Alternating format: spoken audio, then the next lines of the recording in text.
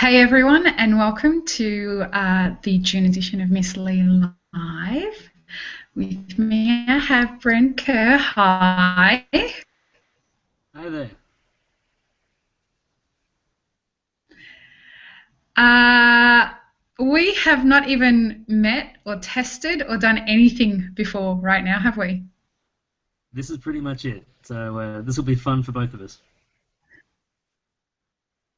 Excellent. We have a little bit of a delay happening, I'm noticing, so I guess it'll take a few minutes to catch up, but such is life. I'm I'm going to using my hand over iPad to as you. I well. have no idea what you're going to ask me. I have.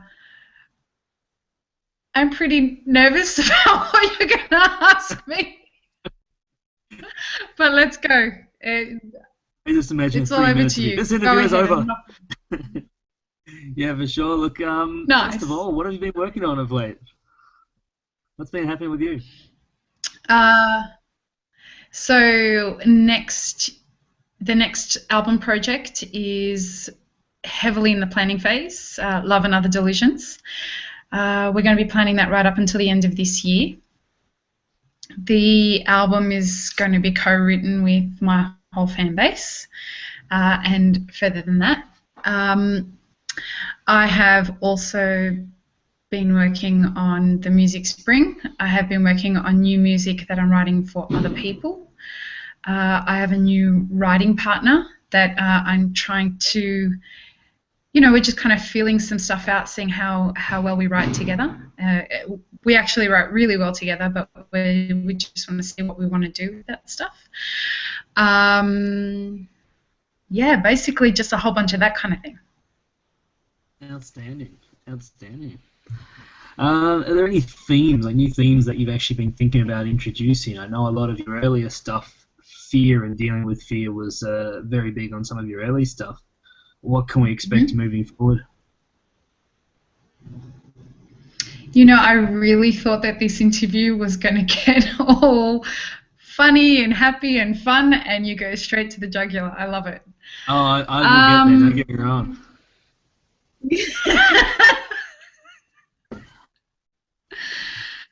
okay, so it's been an interesting time for me of late.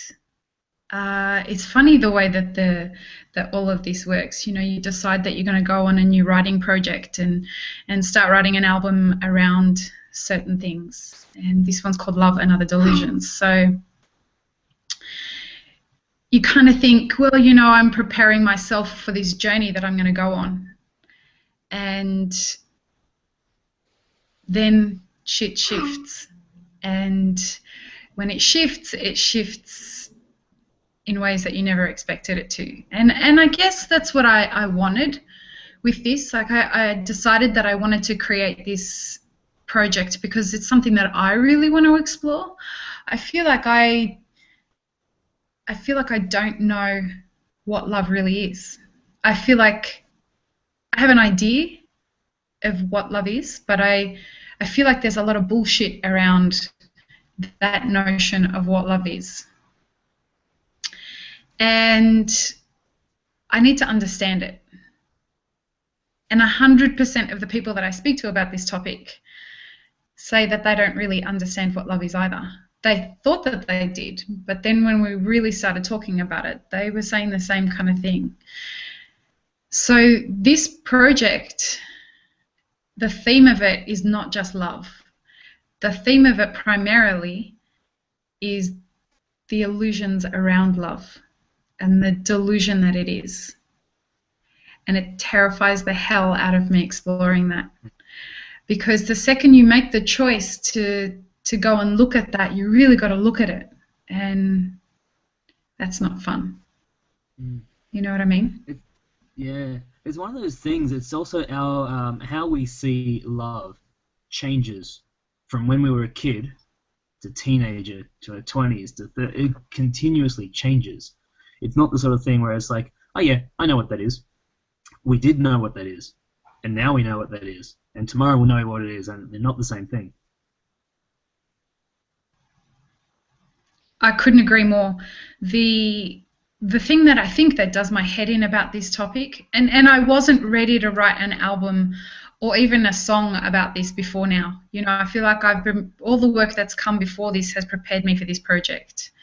And I feel like I had to go through a whole bunch of those different stages of exploring what I thought love was to get to the point that I realized that at my core, I don't quite understand this thing that everyone refers to as love. And I look around me and I look at people who I think are trying to understand or fit into their version of what they thought love was.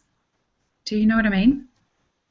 Yeah, for sure. It's we all know what we want, but a lot of the time it's what we try to fit what they want us to be. So I think that's part of it. It's one thing one thing I noticed when I was 17, I think I was seeing this girl, had nothing in common, but I just in my mind at 17 I thought, well, I'm not going to get anything better. And then same thing at 21, at 24, at 29. In my mind, I keep thinking, well, this is it. I'm not going to get any better. But the older I get, the less tolerance I have for trying to be somebody I'm not. I'm just like, look, this is who I am. If you're going to deal with me for me, then I'm not changing for you. But at least now I know what I want, and I know what I no, I don't know what I want. I know what I don't want, and that's more important. I often say that your success is defined by the things that you say no to. and I think as we grow through these experiences that we call life, you know, a lot of the time the things that you learn that you no longer choose for your life are definitely the things that help you gain focus into the things that are important for you. And I guess for me, this album is about admitting to myself that I haven't got any of this love stuff figured out, and that I'm ready to get some focus as to what, and some clarity around what it is that I really do want to draw into my life. And it's really weird every time I meet another soulmate. Every time I have this groundbreaking, earth-shattering experience of seeing someone who I know from a previous life, or you know, have my mind blown by an experience that I never thought I was going to be able to open my heart to again. I'm constantly blown away by the capacity that we have to heal ourselves. And this album is kind of a way for me to look at that and say, well, you've done so much exploring and healing so far in this lifetime. I want to know if other people are doing the same kind of thing. I want to know if I'm just really weird and I'm the only one that doesn't know what the fuck's going on. We're all equally stupid when it comes to that. I don't know if it's stupid though, Brent. I think it's that we've been, I think this whole love idea sits right here. And I think as we're growing up, we watch these movies and fairy tales and experience other people around us and their relationships, and we become teenagers and we just want to be accepted, so we know what our longings are there. And all of that is kind of taken away from here. You know, it's not a part of us anymore. And so I don't think it's that we're stupid. I think it's that we're detached. I think we're kind of detached from this idea of authentic love. I know I am. Well, I say I am, but I don't know how far detached I am, or whether I'm actually more present than I realize. And whenever that's something that I look at, I'm like, writing this album is important. It's essential for me as an artist and for me as a woman to gain some clarity on that. I want to understand where I really sit, within myself about this idea of love. How left of center or right or wherever, up or down, am I when it comes to the idea of love? And for me, the only place I make any sense to myself is in music and when I'm creating music. So the best thing that I could do is say, hey, who wants to go on this ride with me and explore it? And I thought, well, it makes sense that if I want to know if other people are feeling the same thing, let's create an album together. Which sounds like it's going to be a lot of fun, both emotional and end result. Emotional and a lot of hard work. You know, this is it's a very involved process when you want to write an album. If you want to write a song with a group of people and record it, it's, you know, even like 4 or 5 people putting a project together is hard work. We could be looking at hundreds of people being involved in this. So managing that workflow and having an end product that is something that we're all so proud of, that's going to be really interesting and really hard work. Well, I'll be honest, it sounds like a little bit too much hard work for me, but I can't wait to actually see how it all turns out. I've been following, of course, on the social medias, on them internets that are still around apparently. So yeah, look, I've been following so far. Can't wait to see where it goes from there. And as always, yeah, eagerly awaiting for more. Has anything sort of like progressed past, right, this is what we're doing, or have you sort of got to a point where you're starting to start collaborating? Well, now there's going to be 4 phases to the album, I guess, to the project. So we're in the first phase right now, which is planning and resourcing. I'm building the team around me, and we've established what some of the groundwork is going to be. What we're trying to establish right now is some key factors around branding, around workflow, around the strategic logistics behind all of it. We're trying to find the right kind of people to bring on board, like, you know, who do we want to handle publicity? Who do we want to handle? Who do I want to be the main album producer? These are things that are all really important to me as an artist and as a businesswoman. They determine the quality of the project. I don't know if you know what goes into making an album or not, but there are so many different elements to not just creating the end product, but to getting it out there to the people that need to be a part of it. And then when you add the idea that we're co-writing it with the fans, you add in an element that usually an artist would experience on their own or with a team of songwriters. I do it on my own. I write my own songs. So for me, that's one aspect of it. But when we say we're going to write an album with a group of people, well, if that's the case, we have to make sure we're all involved in the exploration process, right? So what's going to happen in phase 2 of the project is that we're going to be building the community. And that's the pure solid focus of phase 2, which will start in February next year, will be starting the conversation around the subject matter. And we're going to do that on a whole bunch of different platforms. And we're going to do Google Hangouts, we're going to do Reddit threads, we're going to do Pinterest boards and things like that. And we're going to pick different elements of what we want to explore. You know, some people want to explore the idea of commitment. Some people want to explore the idea of passion and sexuality, guilt, commitment, all these different things around love and other delusions. We want to know the kinds of conversations people want to have around this, and we want to build communities around those conversations.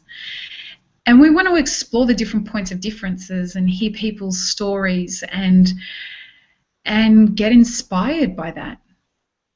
Then in phase 3, what we're going to do from that community and from the stories that are shared and from the experiences that we have, we're going to start creating the artwork.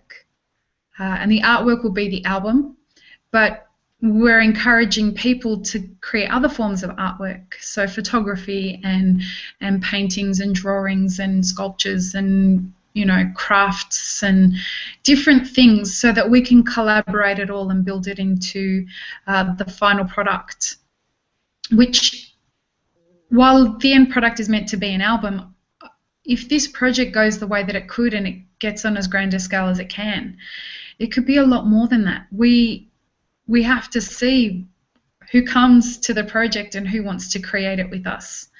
So that will be the end of phase 3. And then phase 4 is the release and the tour. So depending on what we end up with, will determine how big a tour we do, how many people get involved, and how many people want us to tour that. There's the greatest thing about this project is that the potentiality that exists at this phase is inspiring the fuck out of my team and I.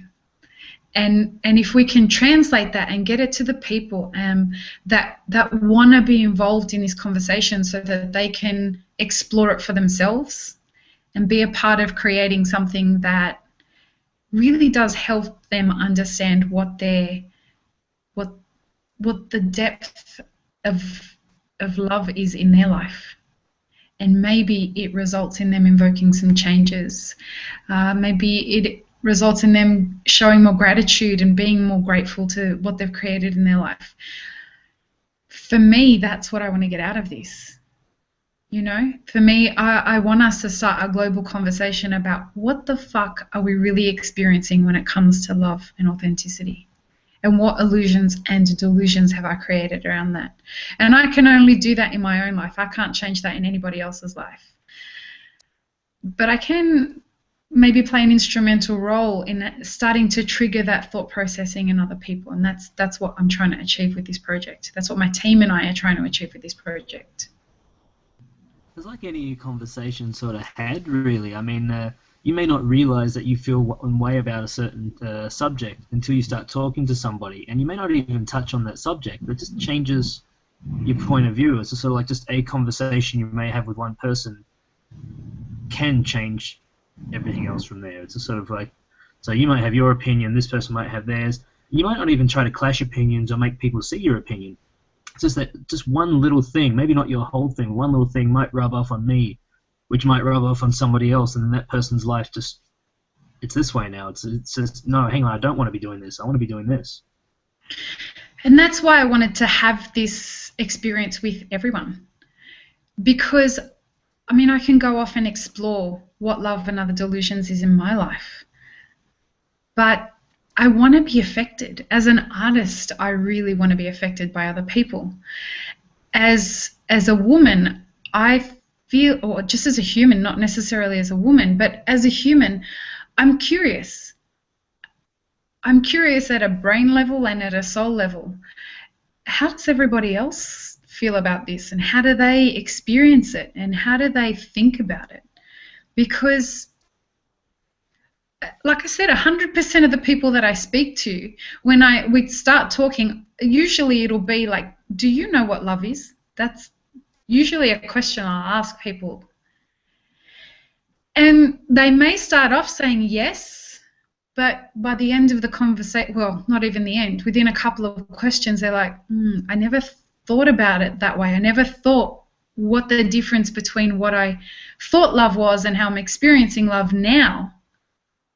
I never considered that that's not in sync, and I've never considered that maybe what I'm trying to do is tie in what I think love should be and make that the experience that I'm having. Yeah. And that triggers a whole bunch of different thinking patterns in people, which is what really excites me. Yeah. It's good to always think of like the end product, then strip it back and just see like what makes that big thing tick. It's just but yeah, every time I see you sort of talk about it on Twitter or anything like that, what always pops into my mind, I don't know why it does it, is that friggin' song from the 80s that I Want to Know What Love Is. Everything sort of just like goes back through that one, you know? Well, just listen to that, rip it off. It's good. You are one of these people, I don't know if you know this, but you are one of these people that throws out little things like that for me. And you have no idea that you're doing it. But you are a little bit of a guide for me because you'll do something like what you just did there, and I'm like, oh, okay. It ends up always being significant. Every fucking time you either you'll send me a tweet about some movie or I don't know, like with Laundry After Midnight. Do you remember that? It was very vague. I just think you said you were doing Laundry After Midnight. I think I asked you if that was the new album or something like that. It was like 3 a.m. or something really ridiculous, and I didn't go to Yeah. bed for some reason. I was You named the album. I mean, I named it, but it was because of you. What happened was it was my last night in LA and I was moving back to Australia. And it was really, really, really late. And I was flying out the next morning and I still hadn't done my laundry. And all I did was tweet Laundry After Midnight. And you tweeted back the upcoming album by Lisa Farr. That sounds it. And I was like, holy fuck, that's it. That's perfect. And when we were trying to figure out what we were going to name the album, we hadn't even come close to finishing it. And I'm like, yeah, he's done it again. And you don't even realize that you're doing it. You did it again with another thing. You said to me, hey, if you haven't seen this movie, I think you'll enjoy it. And of course, I was doing my red feather thing and trying to see a particular thing. And the thing that I had chosen at the time was in that movie. And I was like... I mentioned Dumbo? Yes, it was Dumbo. Is this one of those things that's like, everyone needs an enabler like that? Because, like, Dumbo could fly, but he didn't know he could. Somebody had to give him a symbol to say, look, as long as you're holding this piece of fucking animal, you can do whatever you want to do. Yeah. And you seem to be one of these people that points me in a direction. And the great thing is you don't even know that until now you didn't know you were that person. You're one of those people.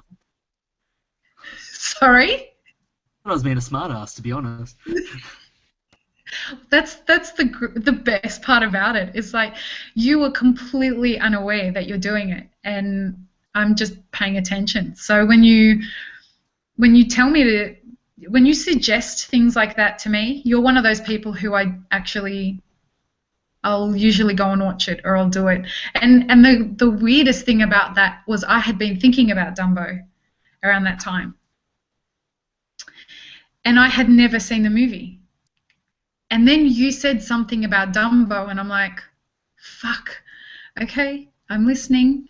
So I went and did it, and I got my sign. So, I had chosen to see something very specific, and I saw it in that movie. And so I kept watching, and it gave me the answer to something that I was knotted up in my head about, which happens a lot. I think a lot. So therefore I get it knotted up a lot in my head. It is one of the things, like, you'll quite often put something up on Twitter, and I'll just think, I need to make a comment on this. But at the same time, I don't want to feel like I'm doing it too often. But at the same time, I'm kind of like, you're leaving it open for me to say something really stupid, right?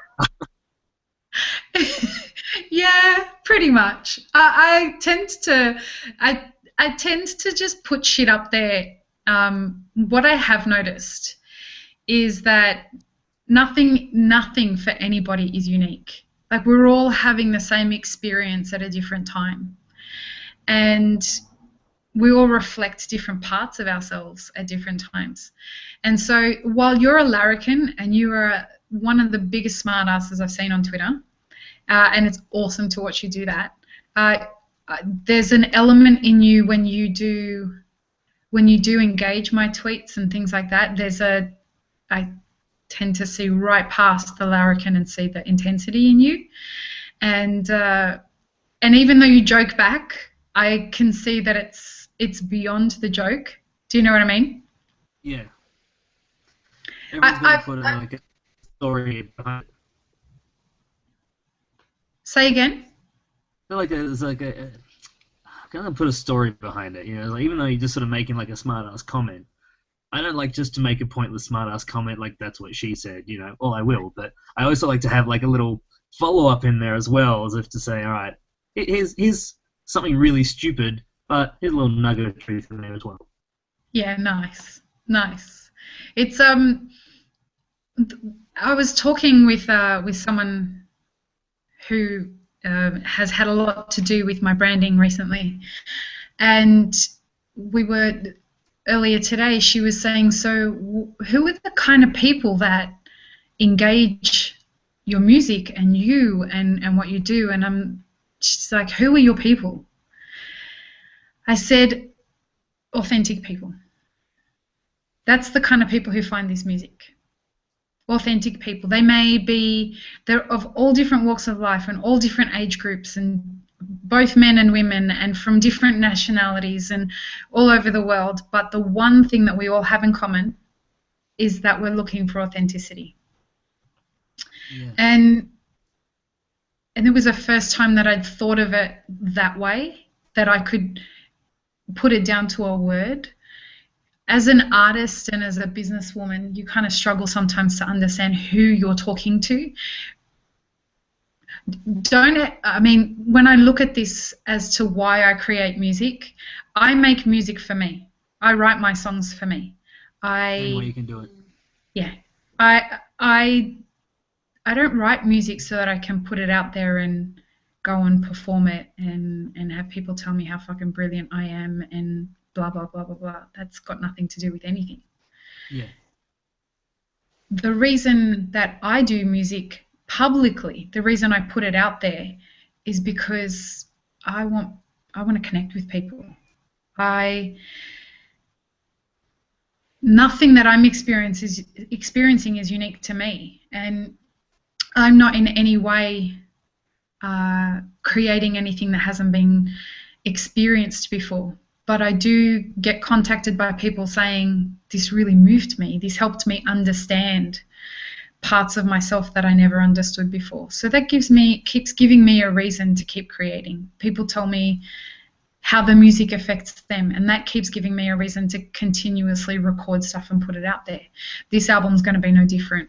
You know, this album is going to be hopefully something that we're all very, very proud of, that we've created together. It won't be released just under my name. It's going to be released by Lisa Farr and the Love Collective.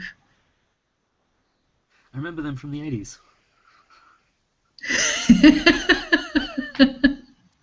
Please tell me there wasn't a band called the Love Collective. No, but I'm going to Google to make sure that... But no, I can't say I actually remember. It just sounds like one of those, you know? Yes. It sounds like one of those, like the big puffy hair, you know, like all the blonde hair and like all the backup singers, and Yes. that's what's just in there right now. Nice. Covering Michael Bolton songs. Oh, please don't.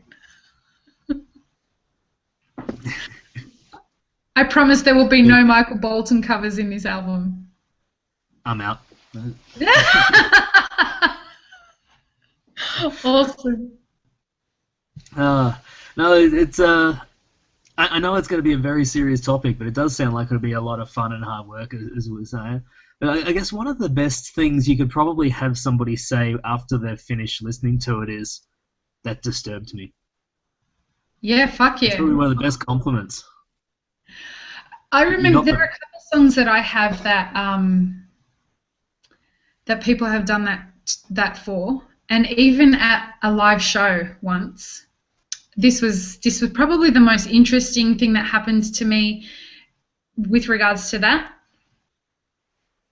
At a live gig, it was here in Sydney at a place called the Supper Club, and we had finished. It was a Friday night.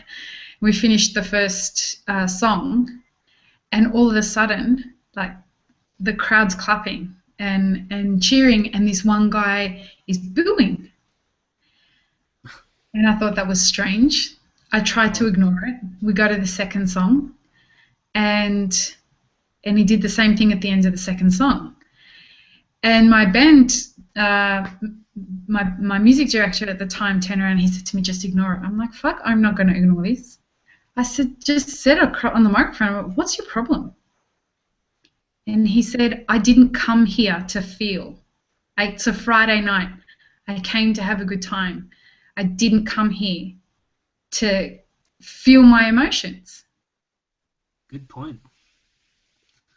And I said to him, well, I don't know who brought you here then, because this is not like, this is you someone brought you here. You did not come to this place to come just and have a drink. It's not that kind of venue. But I suggest that the universe maybe brought you here because you need to feel. And he said, fuck this, I'm leaving. I'm like, go, but you might want to pay attention. I mean, and for me as an artist, there's no greater compliment. Like, if somebody is feeling at the end of my gig or at the end of a song, I've done my job. Get the Phelps family picketing your next album release like a good old Kevin Smith movie, eh? Yes. There we go. That means you've made it. Doesn't matter if you sell a single copy. Totally. I don't give a shit. As long as there's picket lines, that's all I give a fuck about. Exactly. Another funny story was I was doing a show at Piano Room here in Sydney, and it's known as being one of those places where the cool people hang out.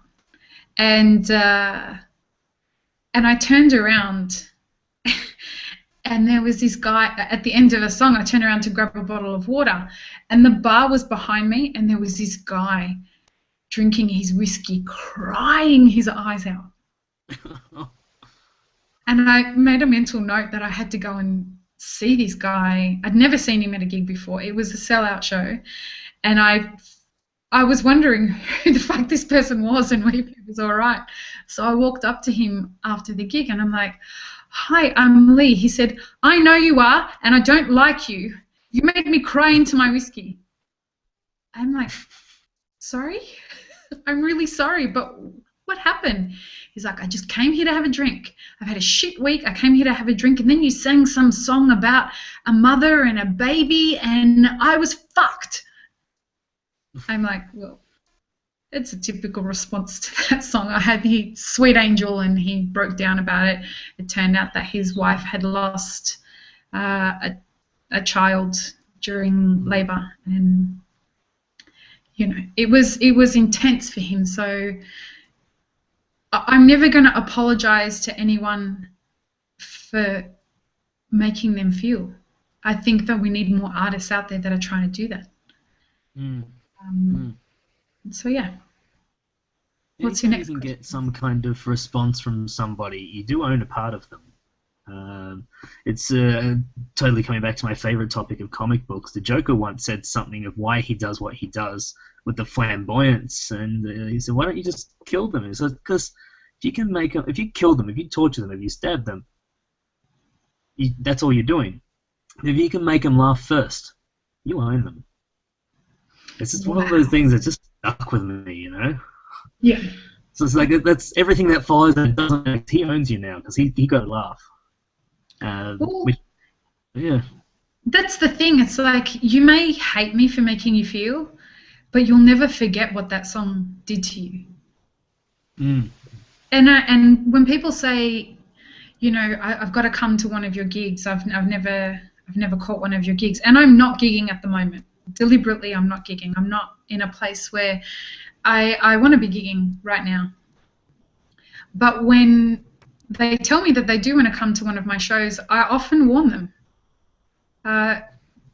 You need to prepare yourself when you're going to be in a room with people who want to have an experience where they're transcending this world. You know, and it's, look, my gigs are not just me getting up on a stage singing. Everyone who's in that room is a part of the performance, or the experience, I'd like to say, not the performance. Everyone is contributing to the energy of that experience. It's not just me. It comes through me, but everybody that's in the room is calling that energy into play. And that's why people who aren't prepared for it, they feel so shaken by it. And that guy at the supper club had to leave because he felt that he wasn't ready to experience that. And I'm down, like it's just not what people are ready for. He paid his entry fee. He can leave. Yeah. Yeah. Look, that's a good probably half hour on the music and what's coming next, and it's all very exciting. Outside of that, what have you been up to? Um, honestly, not a lot. Um, I work so much. I really do. I work crazy hours, and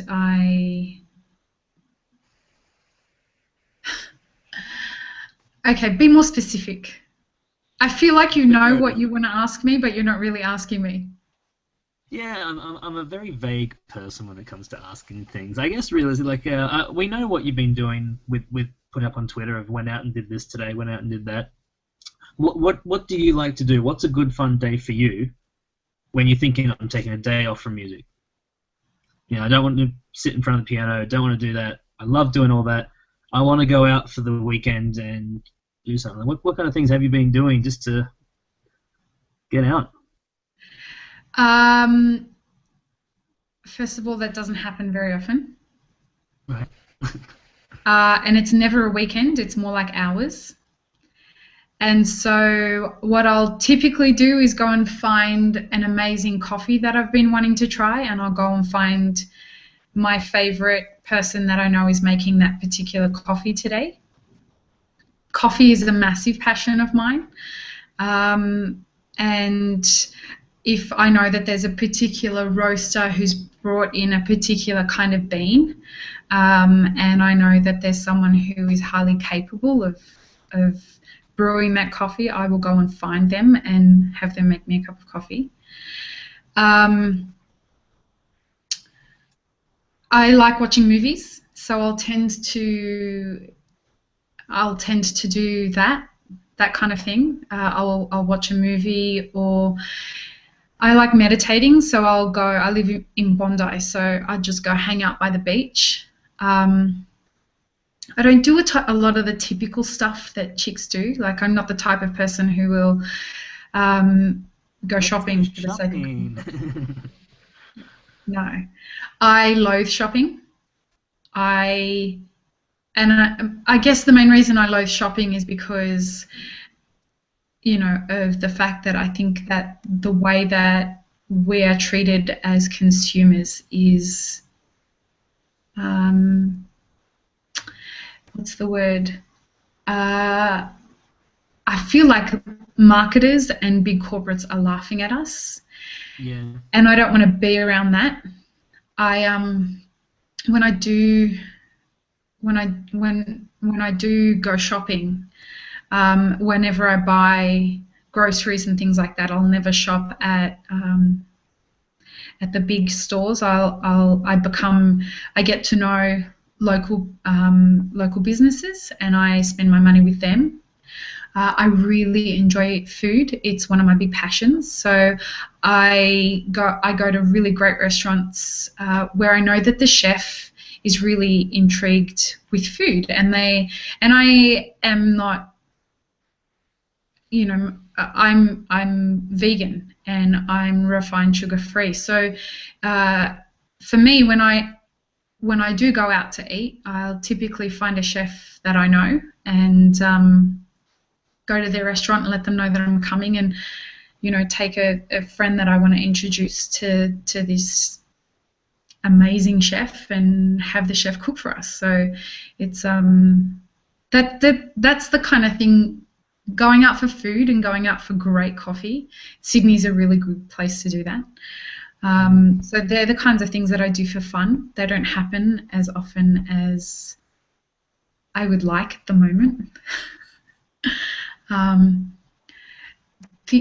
I guess the thing that I do that is most fun for me is, and this is going to sound strange, but my people will understand this, is conversations. For me, my favourite thing to do is to sit with someone who is not interested in talking about other people and who has the balls to talk to me about themselves. And in that moment, that's when I feel like I'm real. I feel like I'm exchanging.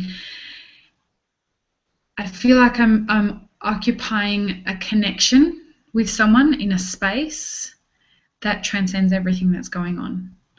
And for me, that's fun because energetically, I just feel like there's an exchange happening there Yeah. that is authentic. And I feel like I spend so much of my life in the bullshit, you know, and I don't have any time for bullshit anymore. I There's two people when you're talking to them. There's two kinds of like talking to me. You get two versions of me. One is the real me, and the one is my representative. The representative is the one that's trying to make me sound like a much nicer person than I really am. The real me is probably going to use the C word more than once. Yeah, which I'm really impressed you haven't actually, because you told me you had a swear jar, and I don't Yes, I think you've do. put anything in there. I think I've probably. Uh, yeah, but I've put a couple in there already, so it's just Excellent. not many. Yeah, just trying. I talk to people publicly or one-on-one, of course, for a living, so that's kind of like trained it out of me a little. But yeah, a couple of times I go, that's not good. You can swear here, man. I don't give a shit. I know. Don't I get me wrong. There's more fun in not swearing. You're like, oh man, I am absolutely fatigued right now. It's just, no, I actually trust. There's been studies and stuff, and I agree with it. I trust people who swear more, but not who swear to put you down. People who swear in expression. I find yeah, that they're people who are more willing to communicate with you more honestly, and they censor themselves a lot less. And because of that, I find that I'm more willing to engage those people. yeah, yeah. No, fucking Fucking A. A. Fair enough. You mentioned coffee. Again, anything people would say, even though if I think I want to have this conversation, like any good conversation, brain goes off this tangent. Speaking coffee, would you ever drink that coffee that was actually like where they feed the coffee bean to that possum and then they like brew what comes out the other end? That is I've a had, real thing, and that is popular. It's yeah, I've good. had it. There's a whole bunch of different varieties of it. And, some people say it comes through, foxes and others through different birds and blah, blah, blah. The idea behind it is that the digestive process of different animals attributes to the processing of the coffee bean. Mm. And I have had it. Well, I've had one particular varietal of it. And yeah, it was great. We tend to not get a lot of it in Australia. A lot of that stuff tends to go to Japan because it's very, very expensive, and the Yeah, Japanese are big consumers of specialty coffee, of the they'll pay. highest grades of specialty coffee. Sorry? They'll pay for anything. And it's just Yeah, one of those things. It's like if you can give them a reason to have it, like it's different. Oh, yeah. here you go. And because the Japanese get to consume, they have the dollars to pay for it, so they get a lot of that stuff. I have a lot of great contacts in coffee, so whenever something like that comes their way, they'll tend to give me a call and say, "Hey, come and taste some really good shit." So excuse the pun. I was thinking that myself. Everyone I've spoken to who likes it says it's actually really good. Just once I'd want somebody just to look at it and go, it was shit. Yeah. Um, well, the brew that I had was really good, and yeah, I've had other really really expensive coffees that have been fucking terrible, but so much influences that. You could have a really great bean that's roasted really well. By an amazing roaster, and then it just so happens to be made with water that was a little bit too hot, and it fucks the whole process. Or the person who brewed it for you brewed it through espresso when it should have been through Chemex, or something like that. That's so much affects the whole idea of coffee, and it's very, it's it's a fickle kind of thing. So a lot of elements have to line up really well before you can get the best tasting, I guess, the best taste profile out of what's intended for it. But once you've drunk it, you'll never be able to see if you could have done it better. Fascinating. I've yet to find a coffee that I can stand the smell of, let alone the taste of. You don't I'm drink. just one of those guys. It's really fascinating. Here's something fascinating though. It's like I can't stand coffee, can't be around it. But I'm my sorry, mum we loves can't it. be friends anymore. I know. I was waiting for that. It's like when my mum was pregnant with me, this coffee lover couldn't stand it. She'd smell it and couldn't stand it. Yeah. Once I was born, she was back to drinking coffee again, but now I don't like it. I Wow. love stories like that. That always is just like. Once I found that out, mum told me that. It's like, that's probably because I didn't like it. I'm like, what do you mean? She told me that. I'm just like, Yeah. Wow. I love these stories. Like, how is that Yeah. possible? Yeah. Yeah. Totally. It wasn't like she was eating extra chili when I was in there or anything like that. She still won't touch Nice. it. No, that's my little thing at the moment. I'm trying to see what I can put with chili. Like, chili goes with so many things. It's awesome. What kind of foods do you eat it with? Well, you can do the whole chili and beef, chili and chicken, chili and potato, whatever it is. It goes really well with lime. Yeah. Like that's Have you done it fascinating. with I actually peanut butter? I have not. That could be You fun. want to try make a satay chicken? Well, not chicken. I mean a satay sauce. Yeah. Don't do chicken. I'm a vegan. I'm not an advocate of that shit. No, Um, no, no. make a satay sauce out of really good peanut butter and put chili in it. It is amazing. Nice. I had chili chocolate the other day, right? Yeah, That nice. is amazing. That is Yeah, amazing. I had a chili chocolate, and then after I finished that off, I had a lime chocolate, and it just dawned on me, next time I'm buying those, I mean like both together. lime chocolate. Yeah, it was surprisingly good. Yeah, I know. Oh, Yeah, it was I just don't one of eat those things. chocolate anymore, but honestly, Yeah, that sounds well, ridiculous.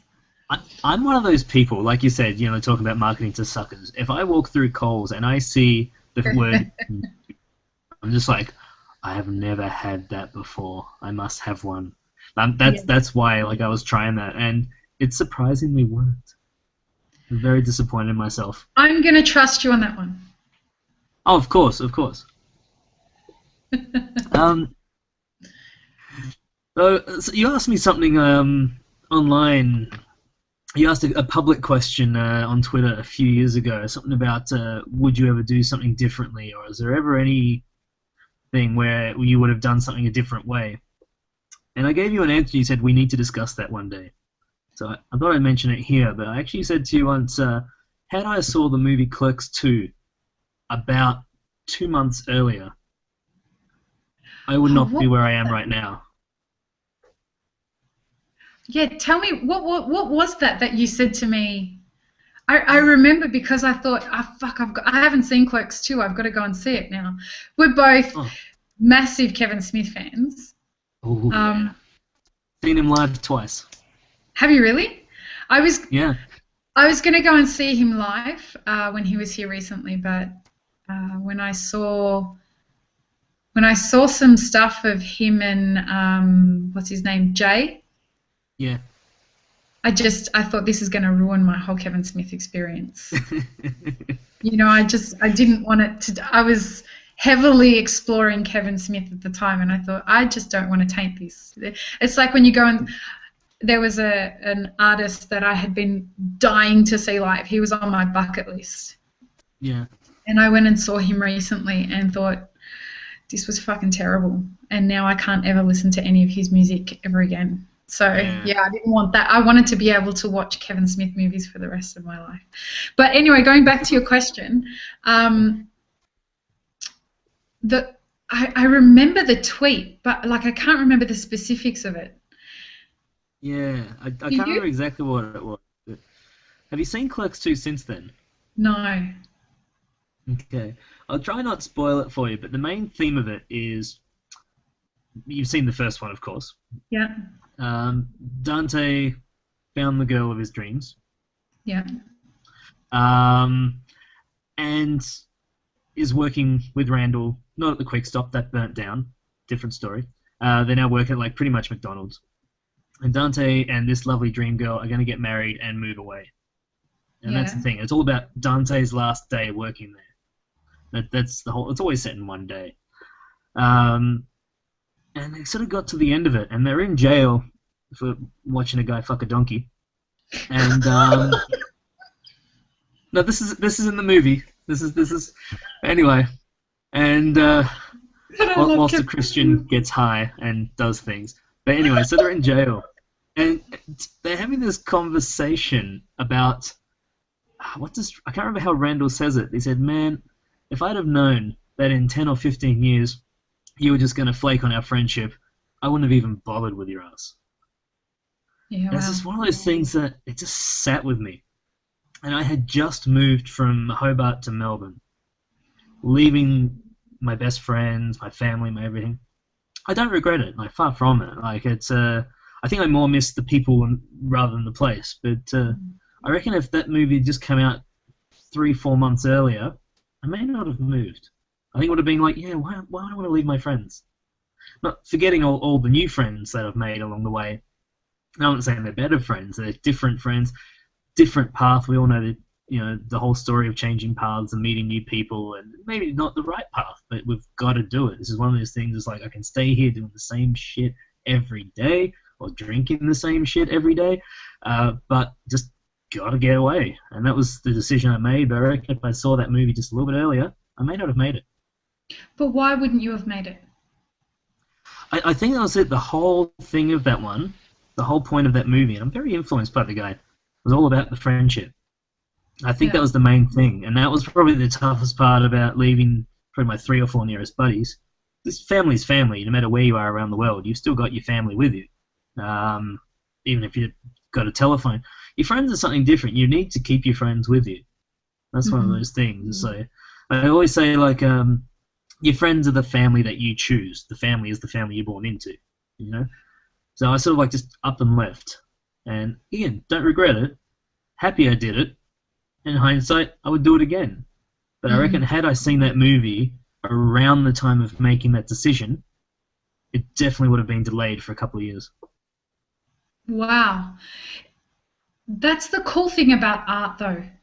Kevin Smith is an absolute fucking artist when it comes to creating his movies, because he uses, I don't know if you know this about him, but he uses his scripts as he's writing them to explore different things about himself. So when he was writing Dogma, he used writing the script of Dogma to understand his idea of what Catholicism and religion was about and what God was about. Yeah. And so the same thing with Clerks. Like I'm pretty sure Clerks was his first movie, right? Yes. And so... Sorry? You can tell because it looks really shitty. Yeah, $28,000 it cost him to make that whole movie. Worth of credit card debt. Yeah, totally. But it's the idea. That's his bragging point. Yeah, he actually says that. This is a fun story. I don't know if anybody should actually do this, but because he was working at the video shop at the time, he applied for credit cards with every bank, and he basically said, "Yes, I'm on $60K a year, and I'm the manager of the video shop." Now he was working there all the time, so when these credit card companies would ring up, he'd go, "Yes, he works here. Yes, he's the manager. Yes, he earns that much. Yes, of course. Okay, bye-bye." And he got all these credit cards. So, and he even says to this day that if that movie had failed, if nobody had bought it, if it was only him that saw it at the movies, he would have this great little memory, this $28,000 memory of hanging out with his friends for a couple of months. Yeah. And that's, going into a project, it's like, when I'm sitting down with my team and we're talking about what we're going to do with regards to this album and what we want to get out of it, we talk about what's the experience that we want everyone that's involved to have. That was last Monday when I was sitting down with my project manager. I said to her, we need to identify what the different experience that we want to have as a team, aside from what do we want to get out of this project outside of us, What is the experience we want to have? What is the experience we want the fans to have? What is the experience we want the public to have? And at the end of this, if I come out of this having experienced an authentic connection with a bunch of people who are trying to understand and explore the same thing as me, I don't care if we sell a single fucking copy. I don't give a fuck. Like, nobody's in music these days to make money. You can't be. There's no money in music anymore. Not in the day of internet. No, not right now. There really isn't. That model is still evolving. Like, you don't release an album to make money out of it. We're creating and releasing an album because I need to get to the core of this within myself. I need to understand what this process and what this journey is inside of me. I need to be free of this mess in my head about what is this actual experience that we're trying to have. Like, it can't just be fucking Cinderella. That can't be as good as it gets. You know, I would rather The Matrix be the fairy tale than Cinderella be the fairy tale. For me, actually, that is the ultimate fairy tale. Sorry? That'd be fucking awesome. If that was the story. That's the idea for me. If somebody said to me, you know, what's the end goal? That for me is the end goal. That whole. So I guess, yeah. Did we get to the answer of your question? Did I have a question? I don't know if you had a question. It had something to do with a tweet that I think what I remember what the tweet was. I think the tweet was, if there was something that you could change in your life that would change the direction. Yes. Of where you would be. I think that's what it was. Yes. And it's just when you put things like that up, like you always say that I tweet you at the right time, but I think you always catch me just in that point where, like, I'm not awake but I'm not asleep yet, and I'm just going to be open and honest about something. Smart arsey, yes, but again, like, you just put something up there and I'm just like, I'll just reply to that one. Yep. You know, yep. I feel as though I recently put up a post about something similar to that. I feel like that's my job. I figured out that that's part of my job is to get people thinking beyond what's right here in their face. Yeah. And I know that I do that through my music, and I know that I do that through a lot of my social media stuff. So I no longer shy away from it. I figure if I'm contemplating something, other people are probably contemplating it as well. Yeah. A lot of the time, a thought will come to me and I won't know why I have to put it up, but I just know that I have to put it up. And it's almost as though somebody needed to see that, and I'm the person that has to be the messenger for it. So I do it. Yeah. And recently, a lot of people had been, well, by a lot, in the space of a week, 3 men had said to me, 3 different men, in 3 very different situations, had said to me, I feel as though my life is not my own. And it blew my mind that 3 different men had said that to me. And then I was listening to Coldplay, to the new album, and I had all their albums on random. And one of the lines that Chris Martin sang in the song was, I feel as though my life is not my own. Ooh. And that really hit me. That was the 4th time, and I'm like, fuck this. I get it. I'm paying attention. I understand. I'm going to write something about this because I remember that feeling. I remember how trapped I felt when I felt as though my life wasn't my own. I felt that I was being governed by other people's experiences and other people's choices for me. And that was the catalyst of me changing my whole life. And I don't judge people that say to me, I feel that my life isn't my own. Sure, I'm frustrated by it when they say things like that and it's affecting me. But I have a lot of compassion for that feeling because It's a horrible fucking place to be trapped. Yeah.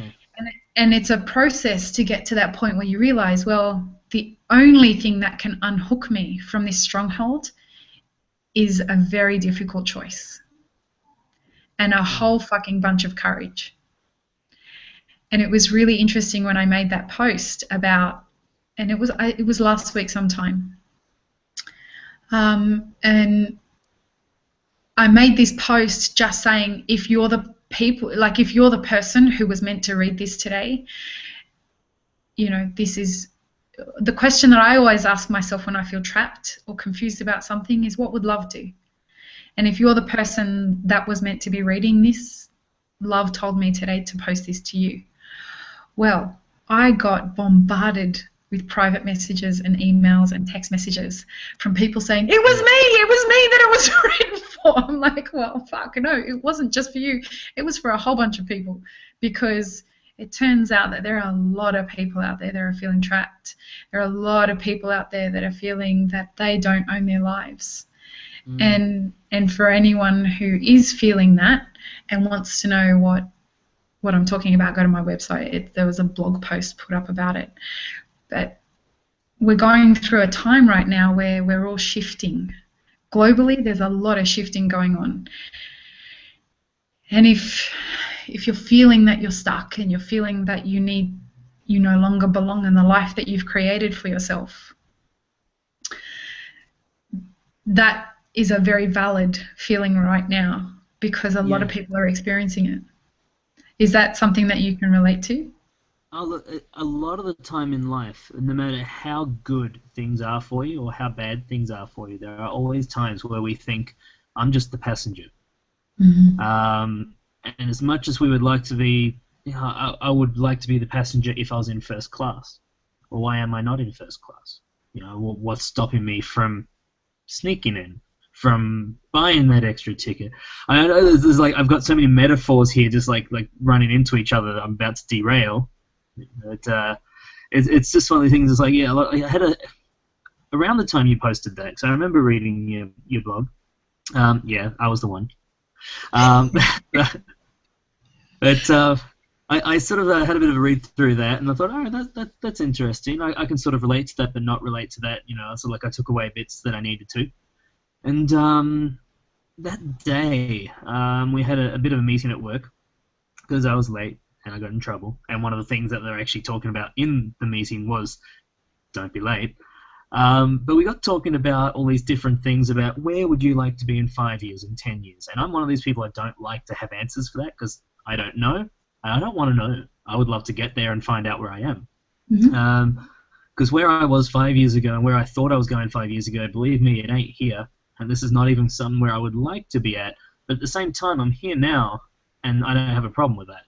So that's just that part of it. But it was one of those things where I was sort of starting to think, so many people sort of say, you know what, if somebody would just give me money to write an album, to write a screenplay, write a book, to get this thing off the ground, if somebody would just give me the money to do that and I pay them back when it's done, that would be awesome. I'm like, well, why do you have to do it that way? Mm. It's just one of those things that got me thinking. I wasn't even listening to most of what we're talking about. It's just this chain of thought of just like, you know what, why do people always say, if I had the Kickstarter money, I would do this? I'm like, cool. Why don't you? Or why don't you get everything ready to go? Why don't you write the book, write the album, write the everything to go, and then do it from there? Why do people just think that the money needs to come in first? Because nobody's lining up to invest in, I had an idea. It's never going to happen. It's interesting that you say that, because I hear a lot of people that contact me and they're like, I so wish that I could follow my dreams. And it starts with a choice. Yeah. And it's backed up by a fucking ton of hard work. But you don't live your dreams to get to the end product. That's really the tiniest part of your dreams. Yeah.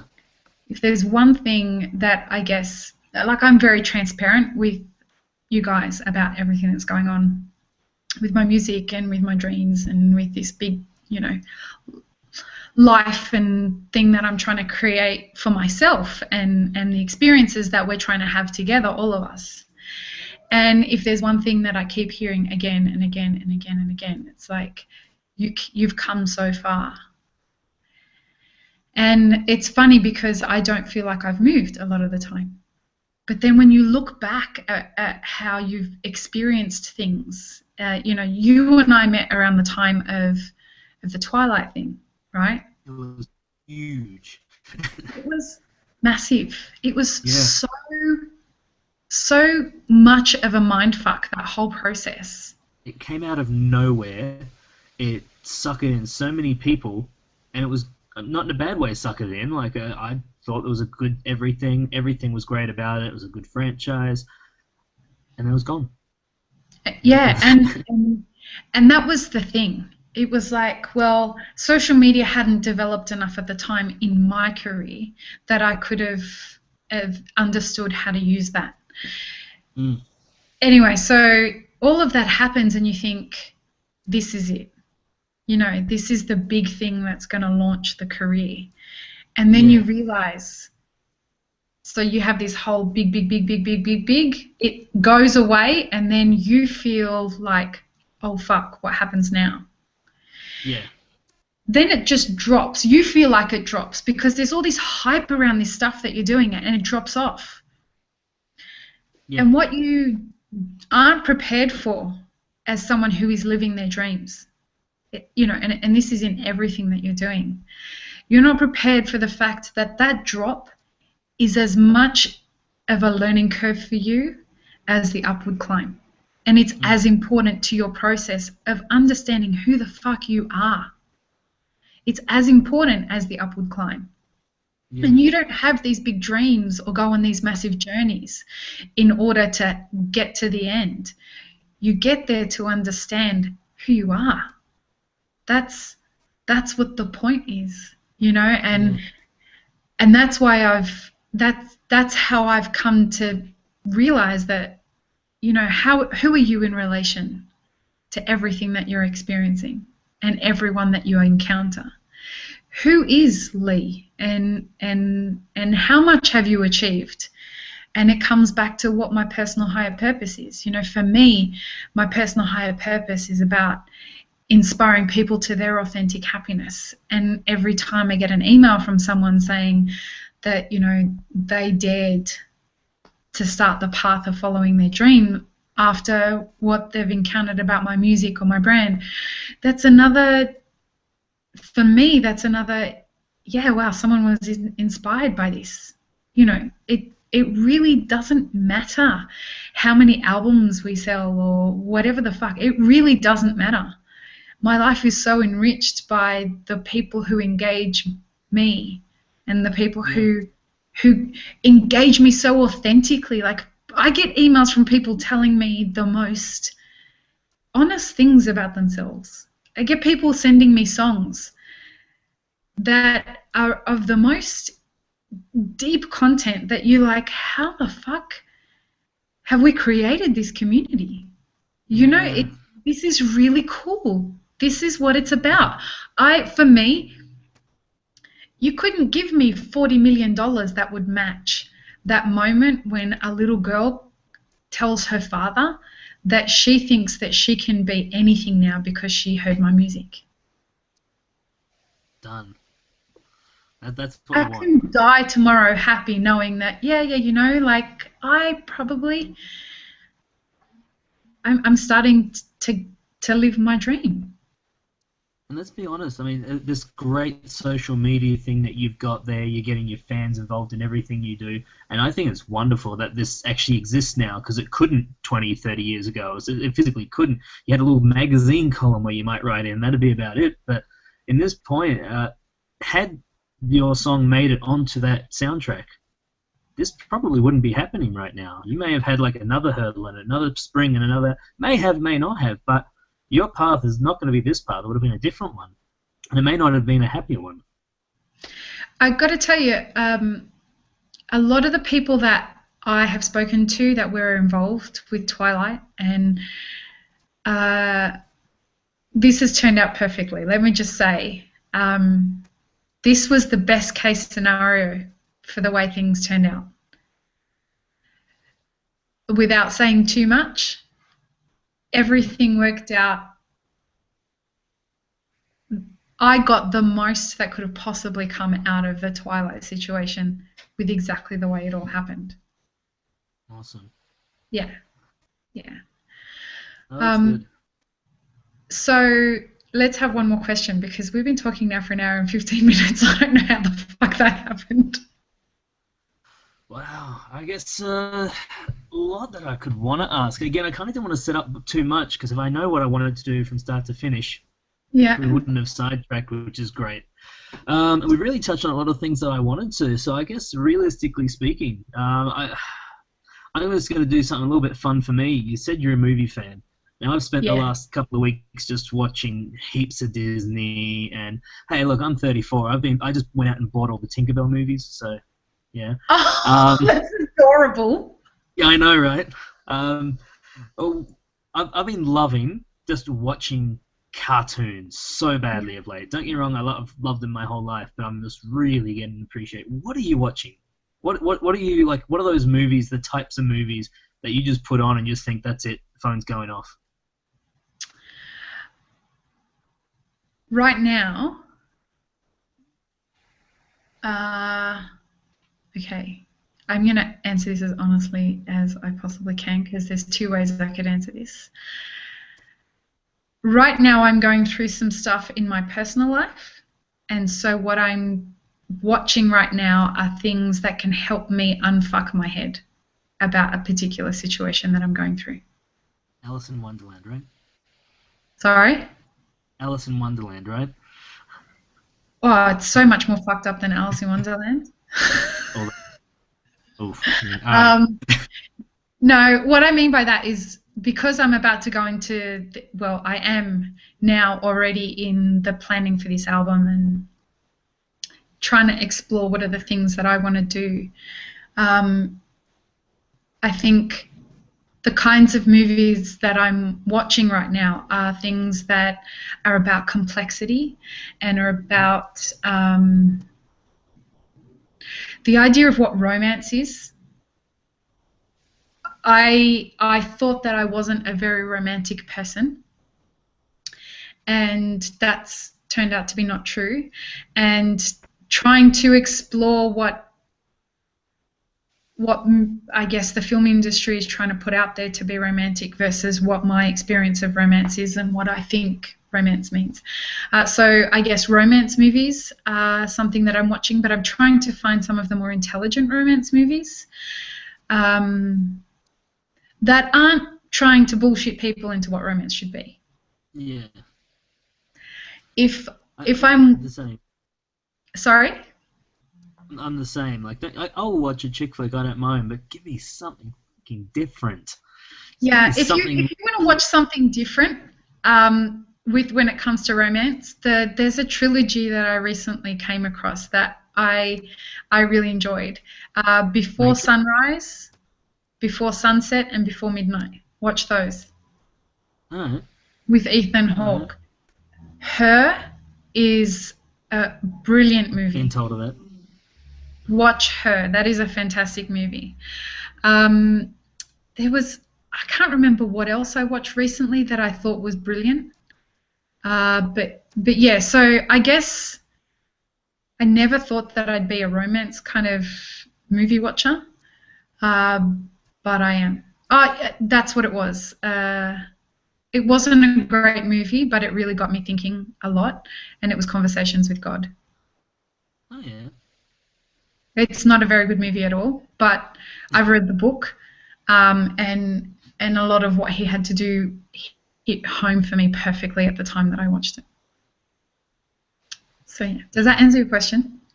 It does. It does. A lot of the time when watching a movie, it's not so much the enjoyment of the movie, it's just every now and again, like you watch a movie, you think, that was shit, but there's just be that one little bit that you go, oh, but that one bit, it's just, oh, that reminded me of, I love it when that can take you somewhere else. Yeah. Having said that, what's your favorite movie of all time? How long do we have? No. Tough call. I would probably narrow it down to two. I could probably narrow it down to two. Okay. Both of them memory based, but it's first one's just because I was 10 when the first Ninja Turtle movie came out, and the amount of times I watched that, it's up here. It's embedded in me, you know. That's cute. But I met Corey Feldman last year. And I said, I don't care about the Lost Boys. Sign my Ninja Turtles, you know. Yeah, So I nice. was like, but in terms of in here, Yeah. is the movie Hook. Robin Williams plays a grown-up Peter Pan. I can see that. Everyone hated it. You know, it's like it's so great. I'm actually I feel really so. Fuck everyone. Like if it hit you home for Exactly. you. Exactly. It's just one of those ones. It was just I think I was 12, 13 when that came out. Loved it.